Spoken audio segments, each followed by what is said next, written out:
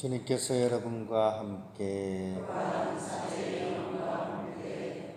루카가 전한 거룩한 복음입니다.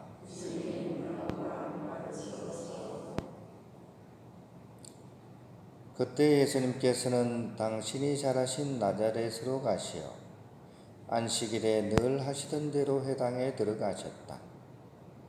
그리고 성경을 봉독하려고 일어서시자 이사야 예언자의 두루마리가 그분께 건네졌다. 그분께서는 두루마리를 펴시고 이러한 말씀이 기록된 부분을 찾으셨다. 주님께서 나에게 기름을 부어주시니 주님의 영이 내 위에 내리셨다.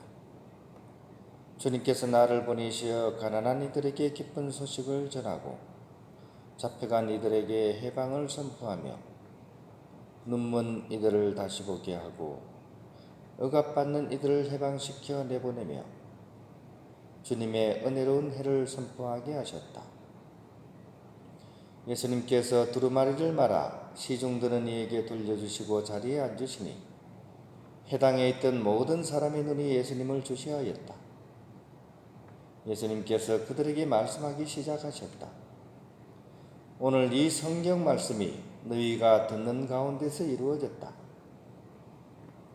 그러자 모두 그분을 좋게 말하며 그분의 입에서 나오는 은총의 말씀에 놀라워하였다. 그러면서 저 사람은 요셉의 아들이 아닌가 하고 말하였다. 예수님께서는 그들에게 이르셨다.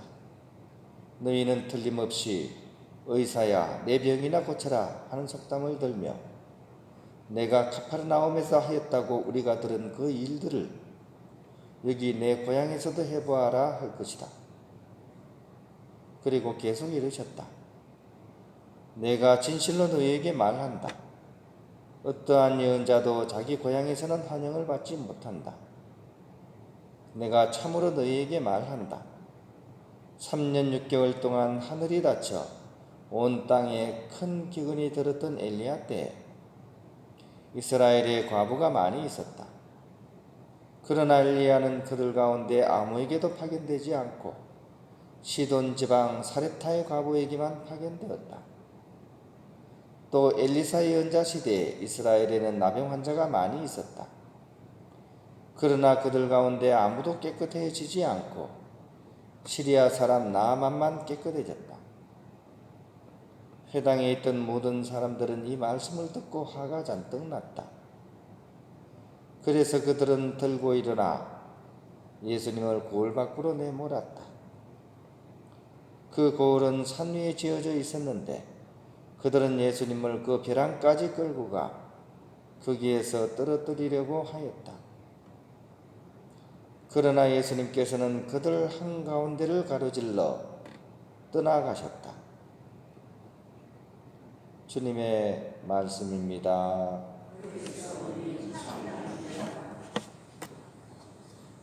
평안입니다.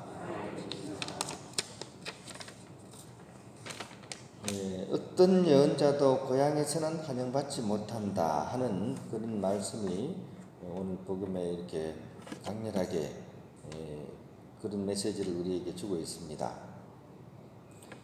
실제로 예수님을 가장 받아들이지 못하는 사람은, 또 못했던 사람은 가장 가까이에서 오랜 시간을 함께 보낸 가족 같은 사람들이었습니다. 오랫동안 기다려온 그 구약의 그 예언의 실현인 예수님을 보려고 하지 않고 누구의 아들인지만 보려고 했습니다. 요셉의 아들 아닌가 이렇게 하면서, 그리고 마지막에는 우리가 이해하기 힘든 장면까지 나오죠. 심지어 예수님을 벼랑 끝으로 몰고 가서 거기서 떨어뜨려 이렇게 죽이려고까지 하는 그런 모습을 보여주고 있습니다. 실제로 또 우리의 일상 가운데도 그런 부분들이 있죠, 그죠? 가장 힘이 들 때, 또 실제로 살아가는데 가장 대하기가 힘든 상대도 남이나 남이 아니라 가족인 경우도 많기 때문입니다. 실제로 그런 문제를 안고서 살아가는 사람들이 상당히 많습니다. 이럴 때 우리는 어떻게 해야 되고 또 무엇이 기준이 되어야 되겠습니까? 오늘 복음은 그런 우리에게 바로 예수님처럼 당당하게 내 길을 가는 것이 우선이 되어야 된다고 우리에게 알려주고 있습니다. 그래야만이 이후에 다시 이렇게 좋은 관계를 맺을 수 있는 그런 시작이 되기 때문입니다. 실제로 어떤 분이 가족 중에 형제 한 분이 사업을 하다가 어려움을 겪었어요. 그래서 이제 결국 가족들한테 이제 도와달라고 이제 손을 벌렸습니다. 근데 이분이 아무리 계산을 해봐도 지금 자기 형편에 도저히 그 형제를 도와줄 형편이 안 되었습니다.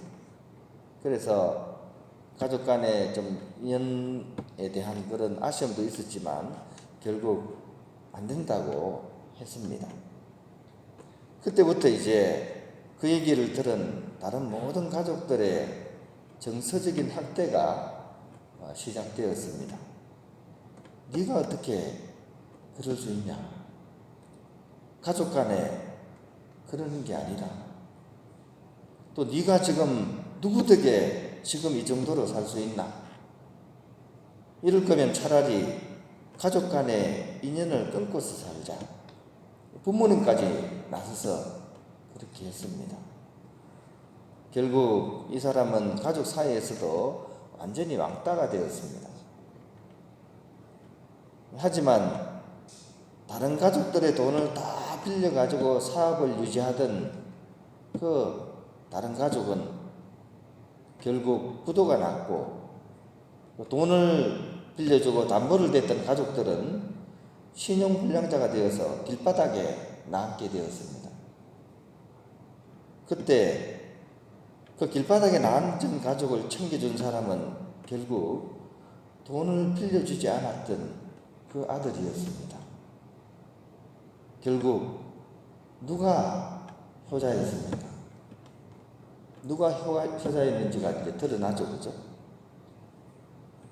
결국은 자기 앞가림을 하는 사람이 효자가 아니겠습니까? 자립할 수 있어야 됩니다. 쓰러져가는 내가 어떻게 다른 사람을 구축할 수 있겠습니까? 오늘 복음 말씀은 우리가 우리 자신의 길을 당당히 걸어갈 수 있어야만이 결국 이웃을 위해서도 뭔가 이렇게 하느님의 사랑과 뜻을 전해줄 수 있다는 사실을 또한 우리에게 알려주고 있는 것 같습니다.